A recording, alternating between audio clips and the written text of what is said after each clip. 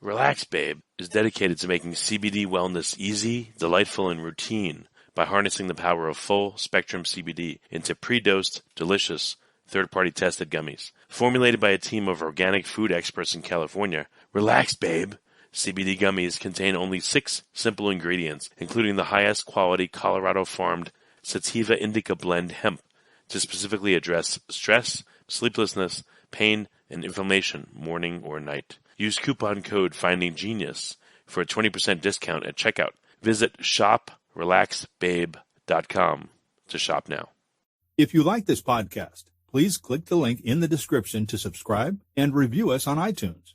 Forget frequently asked questions, common sense, common knowledge, or Google. How about advice from a real genius? 95% of people in any profession are good enough to be qualified and licensed. 5% go above and beyond. They become very good at what they do, but only 0.1% are real geniuses. Richard Jacobs has made it his life's mission to find them for you. He hunts down and interviews geniuses in every field: sleep science, cancer, stem cells, ketogenic diets, and more. Here come the geniuses. This is the Finding Genius Podcast with Richard Jacobs. Hello, this is Richard Jacobs with the Finding Genius Podcast. I got a really great guest, David Berlinski. He's an author of at least 10 books. One of the most recent ones is called Humannature. So we're going to talk about that a little bit and some of his other works. He's essentially, I guess, what I would consider in the terms of thought, a polymath. He's written books on, again, the history of mathematics and algorithms and, the scientific method and now human nature. So welcome, David. Thank you for coming. It's my pleasure entirely. Thank you for inviting me. Yeah, tell me a bit about your history. What prompted you to write books on all these topics that probably would scare anyone, to even write a book about one of them? Well, I began as an academic. I went to Princeton for my graduate degree, and then I taught at Stanford. And I did some mathematics, especially mathematical logic at Stanford. And then I decided that destiny was really calling me outside of the academic world. So I left Stanford and I bounced around. I think that's the only fair way to describe it. I joined McKinsey as a consultant for a year and discovered I was manifestly unsuited for management consulting. And it is a very difficult discipline. Don't get me wrong. I'm not being cynical when I say that. The fault was mine, not McKinsey's. And I worked for the city of New York as a senior quantitative analyst dealing with a $2 billion budget, another enterprise for which I was remarkably unsuited. And then little by little, I returned to the academic world, but of course, nowhere near the level of distinction of a Princeton or Stanford. It comprised rather a descending employment list until finally I decided I would rather try to live by writing than pursue anything but a fragmentary academic career. And I followed that path pretty much until the present. I don't know whether it is a coherent history, but it's pretty realistic. That is the story. So, you've delved deep into a lot of different major topics in the world. Again, the history of algorithms, the history of mathematics, et cetera. What's your overall feel after spending so much time looking into all these deep concepts? Do you feel like you have a better or more nuanced understanding of the world and of science? Or, what's it like for you to be here after writing all these books and learning all these things? Well, only way, honestly, to answer a question of that sort is to say, sure, I know more than I did when I was starting out at the age of 21. I'm 80 now, I just turned 80. And of course, there's been an improvement in certain kinds of understanding.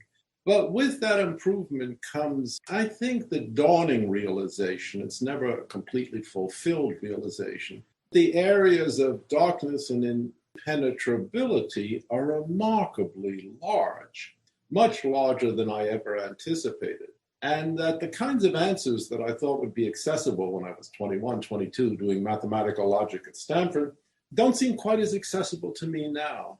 I find the progress of science as a human institution exhilarating and magnificent, that's for sure. But whether the progress of science is quite commensurate with the claims made in its behalf is quite another question. I'm doubtful. It seems to me the more detailed, the more powerful, the more ingenious, the more mathematically sophisticated our theories are, the greater the primitive questions that remain. They haven't disappeared. and they are troubling. I think that's a fairly rational assessment. What are some of the questions that maybe have been on your mind and plagued you for decades that really there's no good answer to still, but maybe you have some insight on? Well, I've spent so much time teaching mathematics and thinking about mathematics, and yet in a very fundamental sense, I don't know what mathematics is about. A fundamental sense. What are the objects or the properties that mathematics treats? Plainly, the numbers are not physical objects. You can't kick a number. Are you also willing to say that the numbers are not temporal objects? You can't date the appearance of the number 3 in the cosmos. Well, if they're not physical and they're not temporal, are they somehow beyond the universe, the physical universe? And if they are beyond the physical universe, could there be other things beyond the physical universe? I don't suggest that I have an answer to that question, but I think it's a very good question to ask, because mathematics is, after all, the deepest, the richest, the most profound, and the most successful body of intellectual work the human race has ever achieved. It's much larger in scope than physics. And there it is, on some fundamental sense, I find myself perplexed by its existence. Perplexed in a very odd way, that is, I cannot give any coherent account of what it would be to be in the universe without mathematics. The creation of numbers, as Thierry Oshot said in the 13th century, was the creation of things. To talk about a world without mathematics is to talk about a world without things. And I cannot imagine that, because like you, I am too a thing. So it's a difficult question even to make precise, but that doesn't mean it's an unimportant or trivial question. It's obviously a question of some depth. What do you think of the following concept? Some nightclubs will have like velvet ropes outside them, and the bouncers only let certain people in. I've noticed in science and in math, there seems to be certain velvet ropes I don't think we'll ever cross. We may never get to absolute zero. We may never travel even close to the speed of light. We may never get to 99% of the universe. We may never be able to see an atom or see a quark, for instance. What are your thoughts on that there seem to be these velvet ropes that exist that we can't go beyond? Well, I don't know about velvet ropes and nightclubs, but I can certainly agree with you that there are boundaries that we seem to be approaching no matter where we look. In fact, there's a whole body of results. And this is the really interesting points, which make specific and detailed the nature of those boundaries. For example, in logic, we know there's an absolute boundary with respect to proof, that certain very simple systems involving only the whole numbers are such that there will always be something that the system cannot reach, an unprovable statement.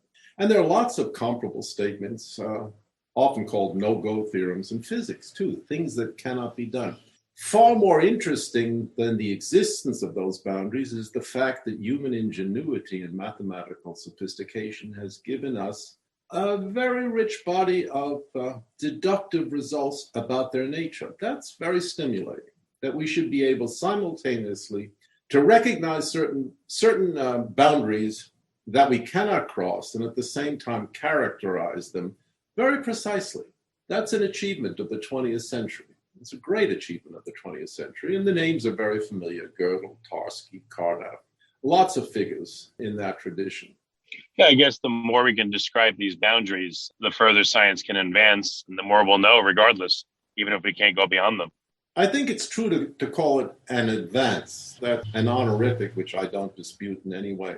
But in a very deep level, they are suggesting that intelligence such as we possess, that is human beings, has certain kinds of limits. It has a tremendous capacity, no doubt about that. The scientific capacity is extraordinary. The literary and artistic capacities are extraordinary, but they too are bounded in just the same way that every animal on the face of the earth has extraordinary capacities. Think of a cheetah and how fast the cheetah can run, but also very severe limitations. And we too have very severe limitations. What is extraordinary, I know I'm repeating myself, but it's worth hearing, is the fact that we have the ingenuity to characterize our own limitations. Same thing is true in language, by the way. Oh, what do you mean? Well, there are only certain kinds of systems that count as a human language. Although they're perfectly plausible alternatives, we can't use them, we can't learn them.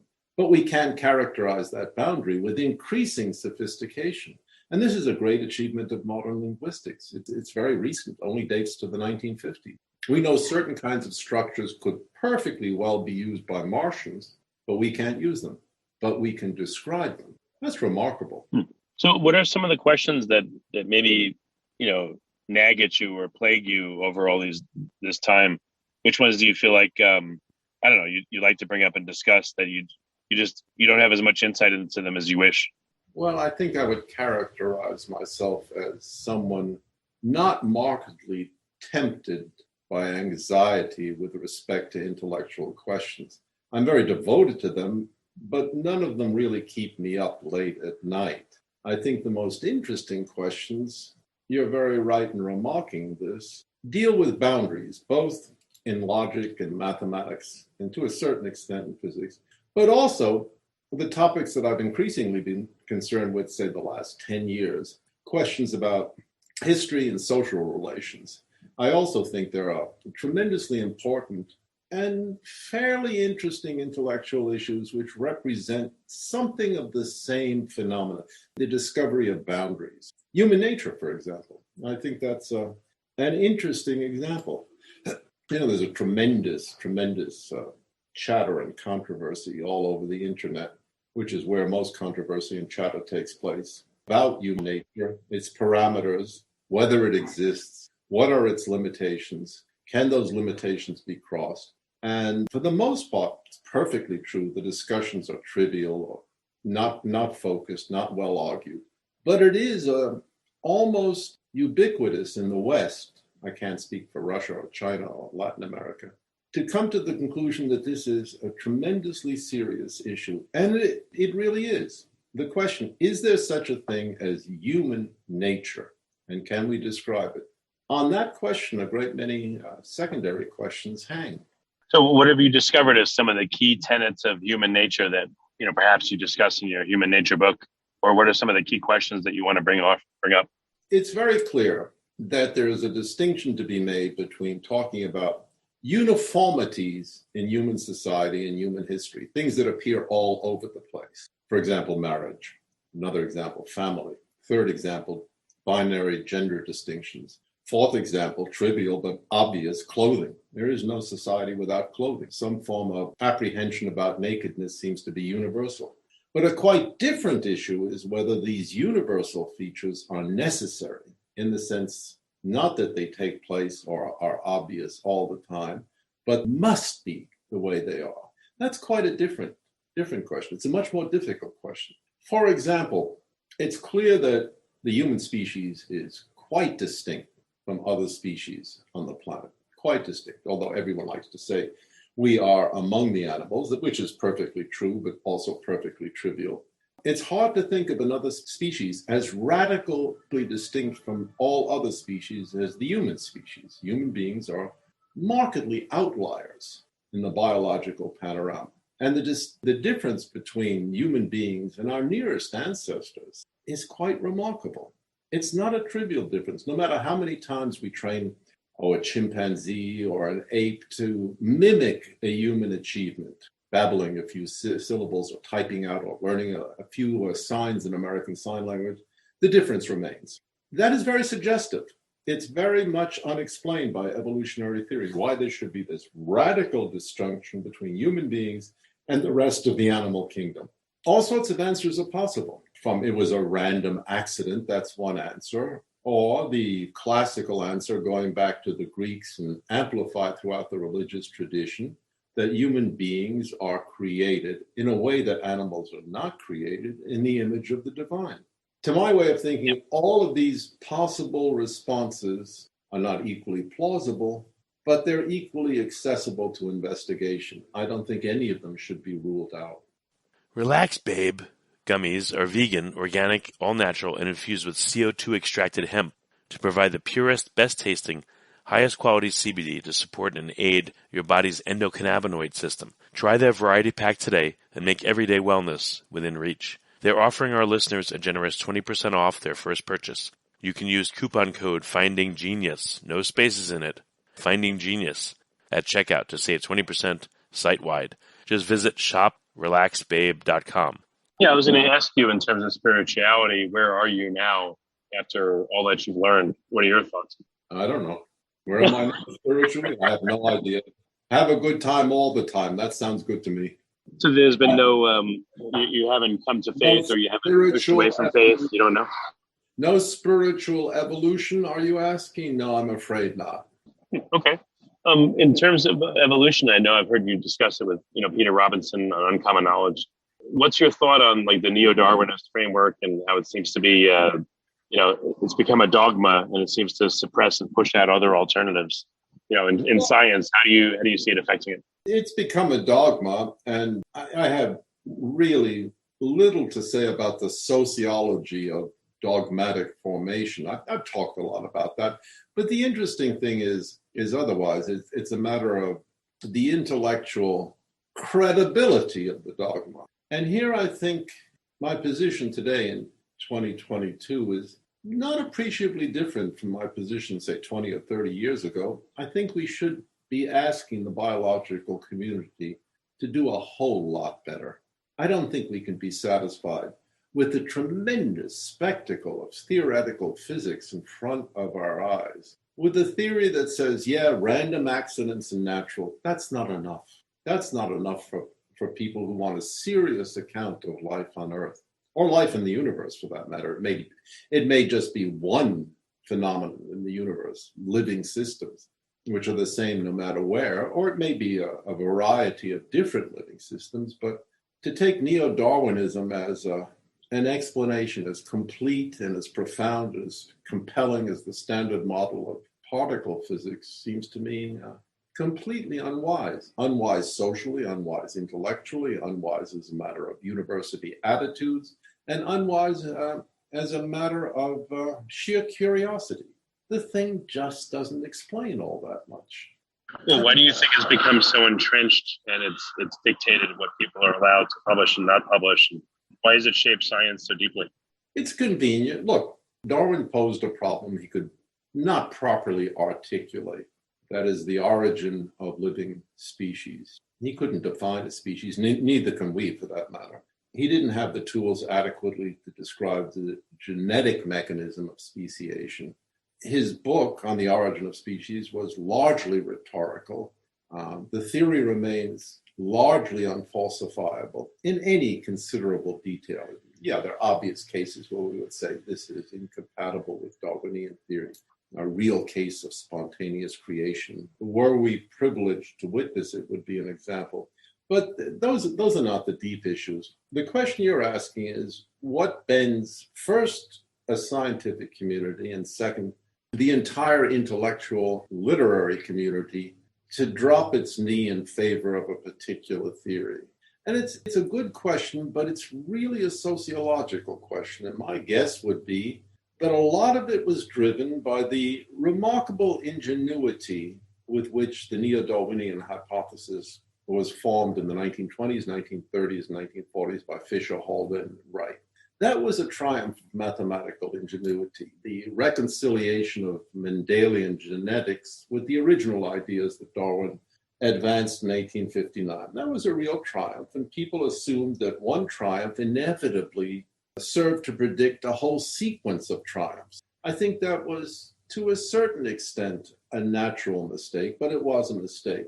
But in the second place, Darwin served very adequately as a replacement theory, very adequate. After all, what was the prevailing assumption before Darwin about the appearance of living systems? It was largely religious. It was largely theological. Darwin's ideas, published first in 1859, did not immediately triumph.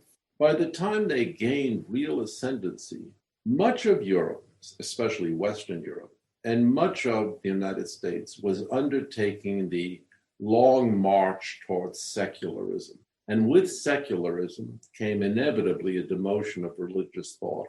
And with the increasing sophistication of physical and mathematical thought came an ancillary demotion of the sophistication of theological thought, which at first glance seems mythic, committed to a fable rather than the kind of solid inquiry that one sees in the physical sciences. I don't agree that that's true. I think there's some extraordinarily sophisticated thinking that's part of the theological tradition, but it's easy to see why that happened in a society becoming increasingly secular.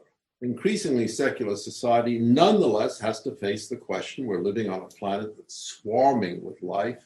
What's the proper explanation? We deny that it could be religious because we are secular in nature. We do not turn toward deities for our ultimate explanations. Well, if we're secular, we can't very well say we have no idea how life arose. What a lucky break. There is a theory that explains how life arose and how it diversified. It behooves us to embrace it. And that's exactly what I think a lot of intellectuals and sophisticated people did. They just embrace it because it serves so many ancillary needs. Yeah, it makes sense. Do you think the world's going to continue to get more secular, or do you think there may be a return to spirituality or religion? I think that a large extent, as far as we can see, secularism is a one-way road. I think it'll be a long time, if ever, where that road becomes two ways again. Oh, wow. What do you think? Good. The most prophetic book about this is, I think, by far and away, Aldous Huxley's Brave New World. And he predicted the consequences of secularism with a kind of horrifying vividness. And we see it all around us. Do you see pockets of religion popping up that'll be refuges for people that don't embrace secularism? That's an undying human impulse. Norman Cantor, professor of history at Columbia, used to say, religious experience takes two forms, a desire to conquer the world or a desire to retreat from the world. We've seen quasi-religious movements in the 20th century, and communism certainly was a quasi-religious movement. And it set out to conquer the world, and it failed miserably. I think what's taking place today is here and there, perhaps to a larger extent than I can see. I have a very limited perspective. There are something like monastic communities forming in the way, say, that at the end of the Roman Empire, Benedictine monasteries began to form. Here and there, I have very serious doubts whether there will be an efflorescence of monastic life as there was in the Middle Ages. I doubt it. I think the pull of secularism is overwhelming. The pull of personal indulgence, the satisfaction of desire, the ambition to live for one's individuality, the great wish to occupy oneself with sensual pleasures, this is a fairly dominating set of attitudes, and we see it everywhere. So where do you think secularism is headed? Is it going to take new forms, or are we just going to continue? Are we at the peak of it in its expression? Nowhere near. For the last 10 years, I think a great many people have asked themselves the question, if I wish to be all that I can be, is there any limitation on the length of life, the form in which my identity is embodied, the sex in which I find myself, even the species in which I am occupied?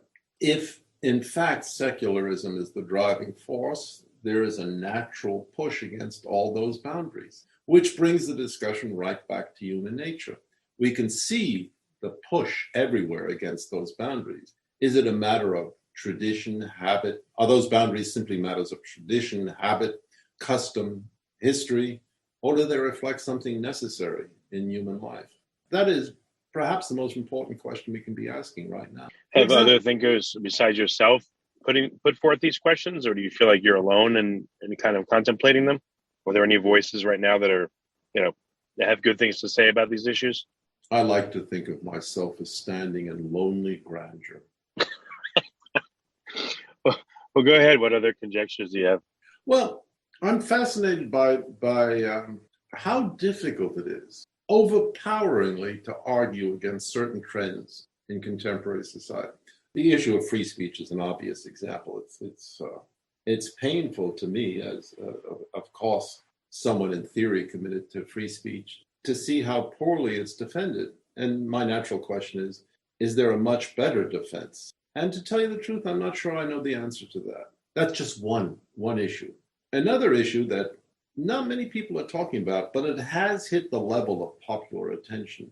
If we can, at will, change our sex, go from male to female or female to male, can we at will change our race, our skin color, our age? Could someone at age 50 say he feels 20 and claim the full force of legal protection for a 20-year-old identity. And the most powerful of all these issues, what about the barrier between species? Could a human being be a turtle, for example? Well, that's absurd. Who wants? Well, suppose somebody did want.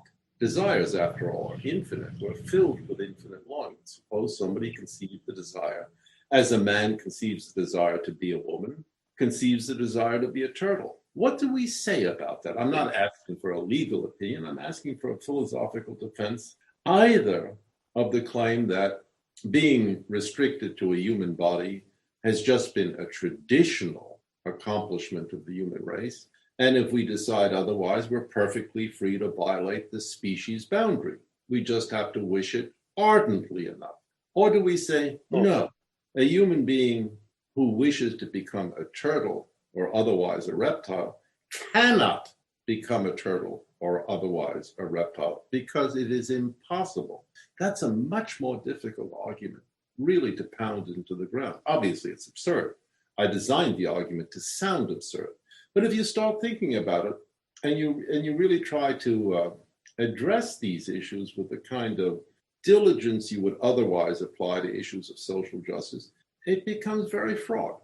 All of a sudden, the ground starts shaking. The ground starts trembling. Are we going to be driven back to a doctrine of necessity that philosophically we can't quite defend, but historically, emotionally, and socially, we see as absolutely vital? Good question. Yeah, I've seen people on the news throughout the years saying that, this guy is the lizard man. This person has modified their body to, because they feel like they're a cat. I mean, I'm sure a lot of people would. These are very extreme examples, but I've seen some. I beg to differ. Those examples are perfectly clear. Some guy puts a leathery skin on top of himself or sticks two horns on his forehead and claims to be some sort of a reptile. We see what that is. It's a human being pretending to be something that's not human. The question goes deeper. Is the boundary between being a human being and being a reptile necessarily uncrossable? Could he really be a reptile or a frog simply by demanding the right to cross that boundary? Or is there some iron law that, like an iron gate, mounts in front of our eyes and says, no, it is not simply unaccustomed, it is impossible. The way that 2 + 2 = 5 is impossible. If we say that's impossible, what's to stop us from saying the desires of a man who wishes to be, not to pretend to be, but to be a woman, are similarly impossible? How do we distinguish those cases? And if we can distinguish them, what's to stop us from saying gender identity is not only a fact of life and a fact of history in every culture, it is a fact of nature? That's just a much more powerful argument. There is no possible world in which you, Richard, could be a reptile. You could pretend to be, I can pretend to be anything. I can pretend to be Napoleon. But there's no possible world in which I actually could be Napoleon or you actually could be a frog. Yeah, I agree. And the issue of gender, that was a remarkably easy victory, polemical victory. Are you sure you agree? I agree with what you said so far.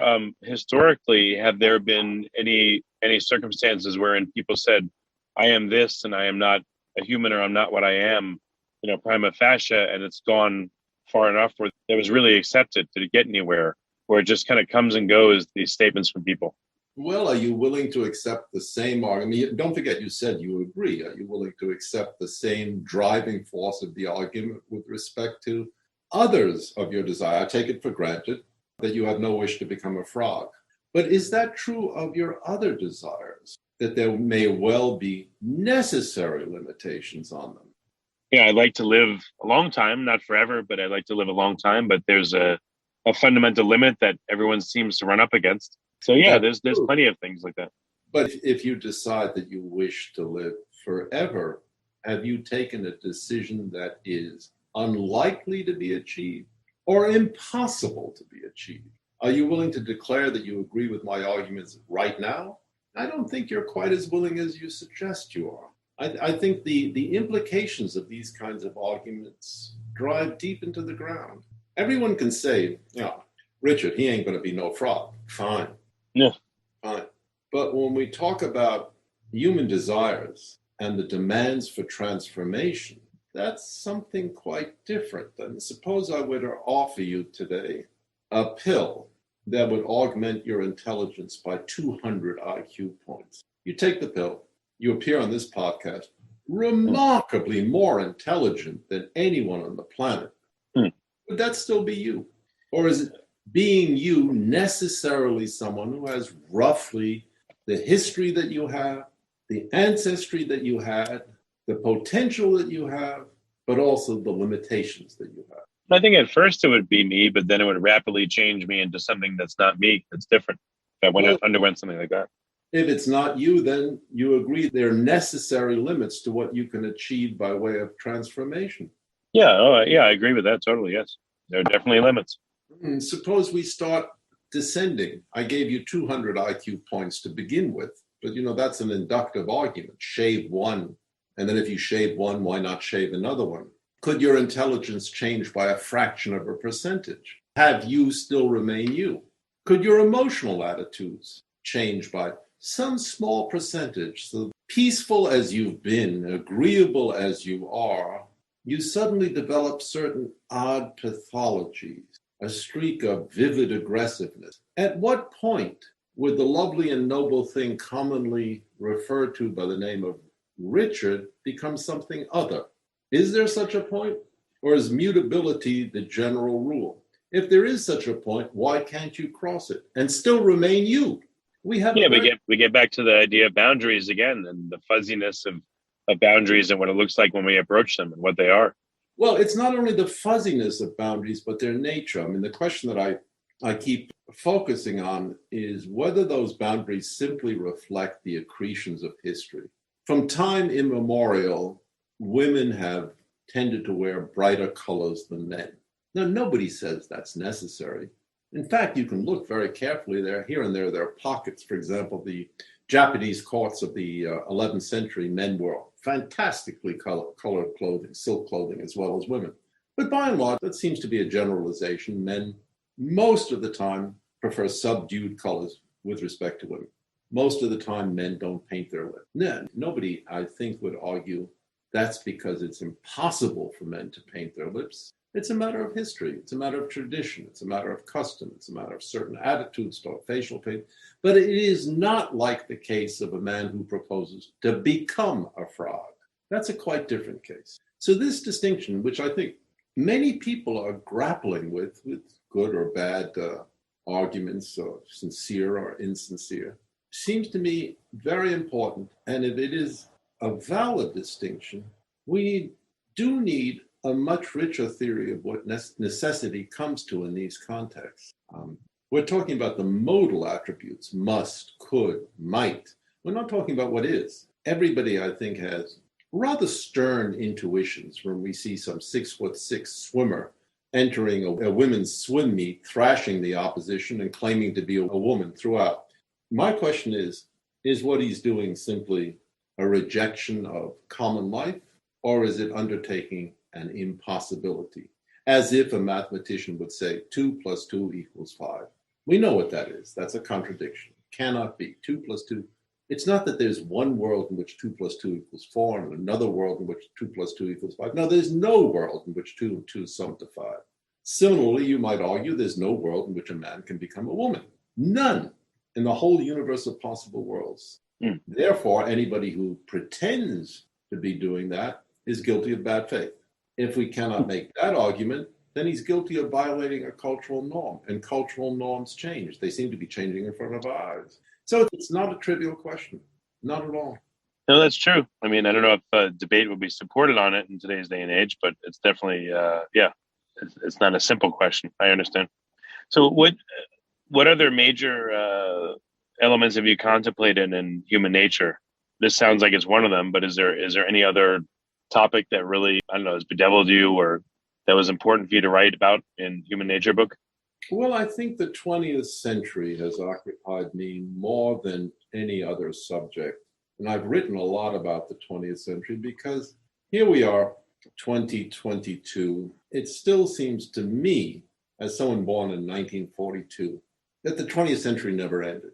it didn't really end. In the way the 19th century, we can date the end of the 19th century to the minute. It was August 1914, the 19th century ended. And a brand new experience and a terrible experience in human history began. There is something that remains to be understood about the 20th century, best expressed by the question, why was it so terrible? With all the advances, all the progress that human societies had made in the 19th century, and all the expectation that the 20th century would be even better, richer, more affordable, more luxuriant, filled pleasures that were inaccessible in the 19th century, and in any event, featuring much better sanitation, one of the great triumphs of the late 19th century. Why did that expectation collapse in the way it did? From 1914 to 1945, that is the First World War to the end of Hitler's attempt to conquer the world.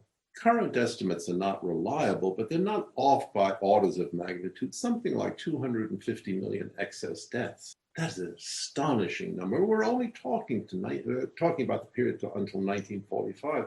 We're not talking about the Chinese Communist Revolution. We're not talking about Pol Pot. We're not talking about Vietnam. We're not talking about the latter horrors of the 20th century. What's the estimate on the excess deaths for the entire 20th century? Is it 1 billion or more? No, it's nowhere near that. That billion would be unthinkable. No, it's perhaps around 300 million excess deaths. But using those estimates, that's one of the things that is so conspicuous in intellectual failing century. With all the statistical sophistication of the 20th century, we can't even count the dead. First World War, I've seen estimates go from 10 to 20 million dead in the First World War. Very good historians. I'm not faulting the historians, but when I try to check their references, Clark's book about the First World War, for example, the Sleepwalkers, there's no reference. He's just repeating what some other historian has said.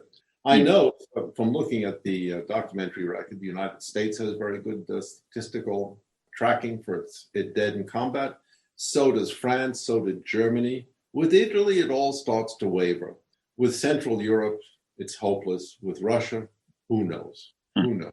Dead in China between 1912 and 2022, I defy anyone to come up with honest statistics. Just not possible. So that by itself is an indictment of the 20th century, is it not? That we are aware of tremendous horrors that took place, but we're not able, with any degree of rigor, to count them. And that's really the first task of anyone interested in history, count things accurately. We can't do it. We can't do damage either. How much damage was caused to the German language by the Holocaust? I guess I have a bigger question. What percentage of history do you think is accurate? Very little. Which is scary. Like, what percentage do you think is actually accurate? It's weird. Well, look, I can't talk about history in general. All I can talk about are historical inquiries I've made myself. There's a very familiar claim in the literature of criminology that there's been an 800-year decline in violence. Steven Pinker, for example, has made that claim. Say from 1200 to the 20th century, interpersonal violence, that is, violence taking place one individual against another, not state violence, has declined very dramatically. Oh, it goes down like a rocket, which had previously gone up. I spent 2 or 3 years looking at the sources, all of which are beautifully online now. You don't have to go to libraries as much as you previously had to go to libraries. And I found the records for medieval Europe from the 12th and 13th century. And I discovered, to my amazement, they did nothing to support this claim that homicide rates were way higher in the Middle Ages than they were in, say, the 20th century. In fact, there is no 800-year decline in violence. There is violence, there's homicide, there's cities which homicides are great, cities in which homicides are low. Certainly homicide rates in certain 13th century English cities are not out of line with homicide rates in certain 20th century American cities, New Orleans, Baltimore, Los Angeles, Chicago. And that was a revelation. The thesis of an 800-year is not only wrong when measured against homicide rates, it is completely wrong. The data, the evidence, the documents just do not support it. That is kind of a depressing conclusion to agree. It does make me very skeptical about a lot of historical literature. Of Of course, I don't have a choice. About something about the Tang dynasty, I have to look to a Chinese expert. The one issue where I try to come to grips with the statistical record as it existed, that is the Anshan Revolution in the 8th century, which is frequently claimed to have consumed 35 million lives. Any attempt to find a solid statistical basis just crumbles to dust from your fingertips. Just crumbles. Well, I mean, so maybe it's not so terrible. Maybe this just says that human nature, violence hasn't gone down, for instance, then human nature has prevailed over a very long time scale. What's wrong with that? I certainly think the form violence takes may change. For example, in the 20th century, you can make a pretty convincing case that Germany in 1938 had homicides rates that were as low as the lowest point in the 19th century, and the homicide rate has remained unchanged. Nobody in his right mind would claim that's evidence that Germany was not a violent society at the time. People who talk about homicide in the 20th century always ignore the First and Second World War, described as outliers when they talk about deaths in combat, and they ignore state-directed violence when they talk about homicide rates. For example, London in 1948 had a homicide rate of roughly 1 homicide per 100,000 individuals, which is considered just about as low as it can go. But yet, 5 years earlier, there were plenty of cities in Central Europe and in Western Europe where the reverse was true. The certainty of death approached 1 in Poland, if you happen to be Jewish. It approached 1. That's an incredible fact that simply does not figure in popular accounts of the decline of violence. Interesting. Okay. So when you look at what's really going on, again, what kind of a picture does it paint for you? Does it mean that, again, human nature has been the salient factor that's really governed everything that's happened, no matter how we try to obfuscate it or, maybe change history or report about it differently? I think it's probably a good idea to take the concept of a necessary human nature seriously and do what so much of human society has done in the past, and that is make the attempt to build barricades against its worst impulses and support its best impulses. And this was the standard view dominating Europe since the time of the Greeks, that human beings have to be educated, they must be disciplined in accepting social restrictions on their behavior, they must be incessantly exhorted to appeal to their better nature, not their worst nature, and there must be fairly strict systems of control and domination that prevent people from doing what they so remarkably would like to do if given the chance, and that is to kill a lot of other people. And we see that in the Holocaust. We see that in Stalin's Russia. That people have given the chance, they'll just go at extermination with gusto. The only way to protect against that is to build a very complex legal and social system. Well, very good. David, I don't want, I know you could talk for a very long time. Oh, we have a lot of experience in those areas. What to say? Don't interrupt me now. I'm just starting. Well, we are going to run into a time constraint soon. What super important things that you want to, bring up before we would end in the next maybe 10 minutes or so? Oh, I feel reluctant to make that judgment myself. I mean, so far we've just been talking about things we both find interesting. But well, in terms of future topics, the next book that I would guess maybe you're working on, what is it about? What so things do you feel like you need to write about still? So much of that is luck. I don't want to write another book about mathematics like the books that I've already written. But there are some topics in slightly more advanced mathematics that I would like to make more accessible. Maybe that's the word. I'd like to give them a greater degree of accessibility and, to the extent that I can, put my own touch on them. I've always been fascinated, for example, by the Borel-Cantelli lemma, which is a lemma in probability theory. And of course, it's well known. It's not at the forefront of anything. It's a part of establishment. But I don't quite feel that it's been expounded in the way I would like to see it expounded. And it struck me maybe I'll do something like that. On the other hand, I have a good friend, a mathematician from Princeton, and he and I were thinking of writing a much more popular, is not quite the word, but a much less technical account of what we both take to be a dogma, the notion that materialism is entirely an adequate philosophy. Now, I know you're going to ask me, what do I mean by materialism? And I'm going to answer, I'm not sure. But I think it's a governing part of contemporary intellectual discourse, the idea that the world that matters is the world that matters. And I think it's wrong. And I think a certain number of philosophers agree that it's wrong. But I'd like to make the case, not so much from the point of view of physics. I really don't know much physics, but from the point of view of mathematics. It returns us to the beginning of the discussion, how many fundamental questions about the nature of mathematics are not understood, not yet, not by me in any case. So those are possibilities. Of course, I'm neglecting to mention that I might turn my hand to lyric poetry. That always seems suitable. Well, do you feel like you've put forth enough material and now it's just kind of what piques your curiosity, or are there some super important things that you still want to discuss and have to discuss? Forget about important things that I have to discuss. People in my position write for a living. As Dr. Johnson said, none but a blockhead writes but for money. Well, very good. David, what's the best way for someone to dip their toe in with all your books and all the material on you that's out there? Where do you suggest they start? I think the best book that I've ever written, in my judgment, is The Devil's Delusion, Atheism and Its Scientific Pretensions. I had the most control over the medium. The most charming book, or the book that seems to give the most pleasure, is A Tour of the Calculus, which I would rewrite today in a way that's commensurate with my age. But I think people really take a lot of pleasure in finally coming to grips with the calculus as a mathematical subject. In between, I don't know, maybe read a couple of my novels. That works too. Well, very good. David, thank you so much for coming on the podcast. I really appreciate it. And I guess one of the difficulties or fun things that is involved with speaking to someone with your range is there's so many things that could be talked about. It's impossible to zoom in on one. Next time, we'll talk about other things. Very good. Well, again, David, thank you for coming. I really appreciate it. My pleasure. You take care.